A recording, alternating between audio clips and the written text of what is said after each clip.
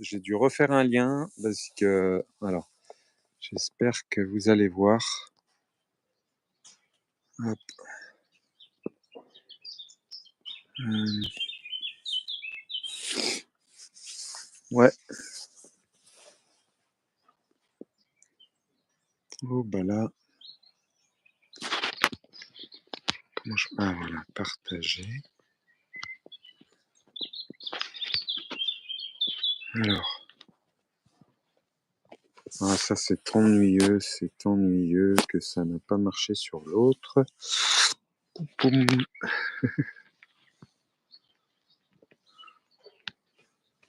Bon, c'est pas grave, je vais démarrer. J'ai dû refaire un lien, je suis vraiment navré, mais il y a eu un problème en fait avec le lien qui était en programmation parce que j'avais mis comme quoi c'était accessible aussi pour les enfants et visiblement ça m'a supprimé le lien parce que ça considérait que les plantes sauvages n'étaient pas pour les enfants. Donc voilà, encore une nouvelle. C'est pas grave, je m'adapte, j'ai recréé un nouveau lien, je vous verrai ça en différé si toutefois. Je pense que vous allez recevoir aussi pour certains une notification comme quoi il y a un autre lien. Je suis vraiment navré pour ce désagrément. Et la prochaine fois, je mettrai que c'est pas accessible pour les enfants puisqu'apparemment YouTube filtre un peu les choses. Donc merci pour ceux qui viennent maintenant et qui ont pu voir la modification, mais vraiment désolé par rapport à ça. Donc quoi qu'il en soit, vous aurez le différé. Alors, je voulais vous présenter deux plantes, on va faire rapide, hein, mais c'est simplement que voilà, vous allez aussi pouvoir implémenter ça dans votre vie assez rapidement, surtout qu'en ce moment, on a beaucoup de plantes. Donc là, j'en ai sélectionné deux, il faut bien en sélectionner un certain nombre. Je pourrais passer des heures parce que là, il y en a tellement à profusion en ce moment dans la nature. Donc là, en l'occurrence, on va parler de l'alière. Voilà, c'est cette plante-là que l'on trouve en abondance en ce moment. Je vais vous la mettre de près pour que vous puissiez bien la voir. Elle a une particularité, c'est qu'en fait, on voit à sa base, là, elle a des feuilles qui sont beaucoup plus rondes. Et là, quand on monte au sommet, les feuilles commencent à devenir un peu plus pointues. Donc la lierre, ça c'est une plante de la famille des brassicacées. On voit donc ces feuilles, hein, comme je disais tout à l'heure, là, en forme de cœur. On a des fleurs en forme de cœur, avec des petits bords dentelés, là, comme ça, là.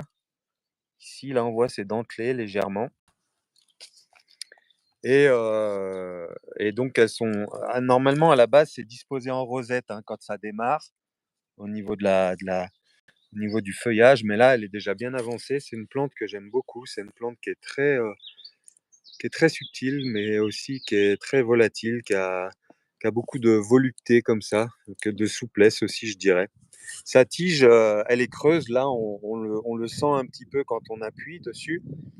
Mais voilà, il faudrait l'accueillir pour pouvoir le voir. Je vais en cueillir. Moi, j'ai fait un peu mon panier là tout à l'heure parce que je vais me nourrir de plantes sauvages là pendant plus d'une semaine. Donc voilà, pour me faire un petit nettoyage, une petite détox, on va dire. Donc la tige est creuse, ça peut monter jusqu'à 80 centimètres, voire 1 mètre hein, parfois cette plante. Les fleurs, là on voit, hein, c'est des fleurs blanches. Là on est en début de floraison, donc c'est notamment en début de printemps. Là on voit qu'il y a encore des fleurs qui vont arriver, qui vont s'ouvrir. Donc fleurs à 4 pétales, hein, donc famille des brassicacées, je rappelle, anciennement les crucifères, donc en forme de croix, donc fleurs blanches comme ça. Donc je rappelle différentes manières évidemment d'identifier les plantes, hein. Il y a le visuel, il y a le côté olfactif aussi. Donc là, c'est un goût d'ail, en l'occurrence la lierre. Juste en frottant ses feuilles, on peut vraiment sentir la puissance, l'odeur de la lierre. Un petit peu l'odeur d'ail comme ça, mais rien à voir avec la famille des Aliacées. Donc c'est une plante qui a des vertus, qui a pas mal de vertus médicinales, hein, notamment elle est antibactérienne, elle est antifongique, donc notamment contre les infections. Elle est aussi anti-inflammatoire, pardon, c'est-à-dire elle soulage les douleurs inflammatoires hein, qu'on peut avoir ici et là. Donc c'est une plante qui est assez complète, elle est aussi très riche en antioxydants. Donc les antioxydants hein, qui sont ultra bénéfiques. Je faisais un petit post ce matin pour notamment stimuler les enzymes de nos intestins. Elle favorise aussi la digestion, cette plante. C'est vrai elle est très digeste. Moi, je l'utilise, crue essentiellement. Donc on peut en faire des pestos, on peut la mettre en salade. On peut faire une soupe crue aussi éventuellement, hein, mélangée avec, un peu de concombre ou après là, il y a de la tomate qui va arriver, ben, il suffira de mélanger avec un peu de tomate et puis voilà, de passer ça au blender à cru. Ça passe très, très bien. C'est une plante qui se marie très bien, avec le cru. Donc voilà. Si vous avez raté le début, vous inquiétez pas, j'ai enregistré. C'est vrai qu'il y a eu un problème de lien, donc j'ai dû refaire un nouveau. Donc voilà, la lierre. Donc après, on pourrait aussi parler un petit peu de... On peut faire des rituels de purification avec cette plante aussi, un petit peu similaire à la sauge. Par contre, il faudrait sécher les feuilles et puis les brûler un peu plus tard. Moi, je ne l'utilise pas pour ça, hein. Je l'utilise surtout ben, voilà, de manière, je veux dire, au niveau de l'alimentation. Donc, comme c'est une plante comestible, elle favorise aussi l'ancrage et la concentration, hein. Voilà, c'est une plante qui est vraiment ultra bénéfique. Là, elle va assez vite monter en graines. C'est vrai qu'on va avoir du mal à la voir après, une fois qu'on va passer le mois de mai, début juin, on va avoir du mal à la retrouver parce que c'est une plante qui est assez, qui arrive assez rapidement et qui est pas très tardive en fait. Elle va repartir assez rapidement telle qu'elle est venue. Donc ouais, j'en profite en ce moment là de faire des pestos avec cette plante, mais là on l'a mangée en cru aussi. Alors ça peut avoir un petit goût soufré, hein, notamment les brassicacées. Alors si vous êtes un peu sensible et que vous voulez pas la manger crue, vous pouvez la cuire et ça va ôter justement ce goût un peu trop soufré, un petit peu trop agressif parfois. Donc c'est de la même famille que les choux et la moutarde. Il y a un peu de vent, je suis désolé. Voilà, donc là on va aller voir la seconde plante, hein, que je voulais vous présenter parce que je vous disais, il y en a vraiment beaucoup en ce moment. Alors là, juste un petit crochet ici sur le plantain. Peut-être vous connaissez les inflorescences de plantain là, les boutons floraux, hein, qui sont noirs comme ça. Là, c'est le plantain lancéolé en l'occurrence. Ça, c'est très très bon. Je vous invite à en cueillir et à les déguster. C'est un goût de champignon. Peut-être certains connaissent.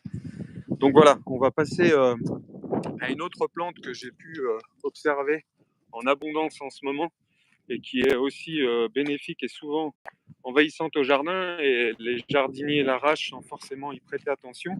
Et je trouve dommage parce que c'est une plante qui peut être valorisée.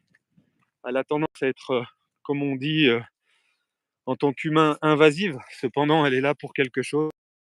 Donc je vous la présente, elle est ici. Hop, c'est le lierre terrestre. Vous voyez, je vous fais un bon zoom, hein, pour que vous puissiez voir. Hop, là, elle est assez, la plante est assez élevée en ce moment. Après, ça va avoir tendance à se coucher et après, ça va stolonner, ça va courir un petit peu partout sur le sol. Donc là, le lierre terrestre, hein, aussi appelé le Glecomaederacea.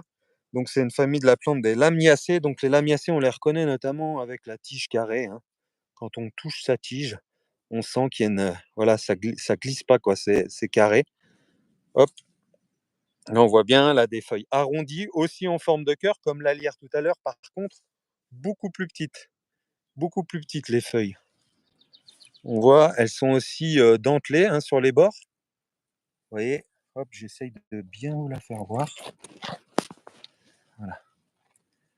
Elles sont dentelées, voilà, tige carrée, je vous ai dit. Elle a des racines qui couvrent une assez grande surface et c'est pour ça qu'elle a tendance à se propager assez facilement. En plus de ça, elle peut stolonner un petit peu à la manière des fraisiers. Donc on voit, c'est une fleur violette, hein, violette, bleutée, ça dépend la période. Là, il y en a des un petit peu plus bleus derrière. Peut-être vous voyez pas bien, mais voilà, en forme en gueule de loup, hein, notamment. On parle des fleurs en gueule de loup.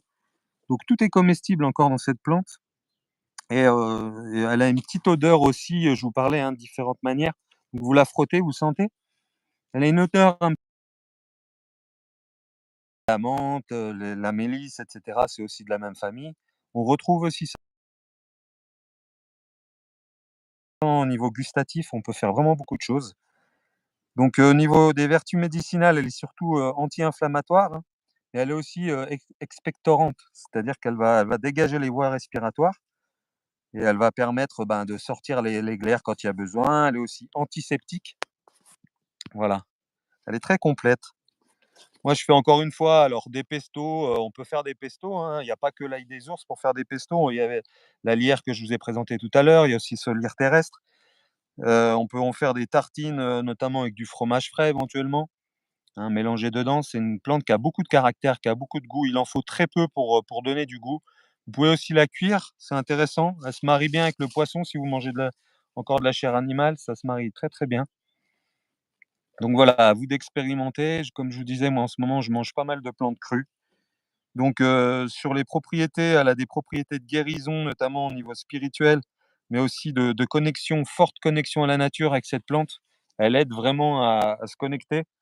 Elle a un système racinaire, comme je disais, qui est assez impressionnant et du coup, elle a une forte résilience et elle nous apporte aussi de la résilience quand on va consommer cette plante, mais aussi de la persévérance. Elle nous aide aussi à l'ancrage, hein, notamment elle a un lien, très, très fort avec le centre énergétique, du 1er chakra, hein, notamment, le premier centre énergétique. Donc elle va vraiment nous permettre un ancrage assez profond. Voilà, et elle protège des énergies négatives. Donc voilà, cette plante, vous pouvez vous amuser. Il y en a plein en ce moment et ça se consomme très bien. Moi, je privilégie de la consommer fraîche, hein, mais après, vous pouvez la faire sécher pour vous faire des tisanes éventuellement et puis bénéficier des bienfaits médicinaux que je vous ai cités un peu plus tard dans l'hiver quand vous avez besoin, notamment le côté expectorant, hein, si vous êtes un peu encombré en hiver, c'est super. Voilà, une plante très complète. J'espère que ça vous aide un petit peu. Voilà, c'était un petit peu sur mon chemin de balade ce midi parce que, comme je vous disais, je vais me faire une cure là. Je vais manger beaucoup de plantes sauvages là pendant plus d'une semaine. Je vais manger essentiellement des plantes, plus de produits laitiers, plus de pain, plus de céréales. Donc voilà, ça me permet de faire une petite détoxification. Et je m'excuse encore une fois, hein, pour le problème du lien. Je vous ai expliqué au début, c'est que en fait, j'avais mis que la vidéo était accessible pour les enfants et YouTube a refusé. Donc c'est pour ça que j'ai recréé un lien. Je ne sais pas si vous avez envie de poser des questions. Normalement, vous pouvez en poser. Où est-ce que je peux les voir? Parce que là, je suis sur téléphone. Alors c'est vrai qu'habituellement, sur ordinateur, on peut mieux voir les choses. Mais voilà. Si vous avez des questions, vous pouvez les poser en dessous de la vidéo au cas où, hein, si rétro, je verrai ça plus tard. Et puis, n'hésitez pas en tout cas.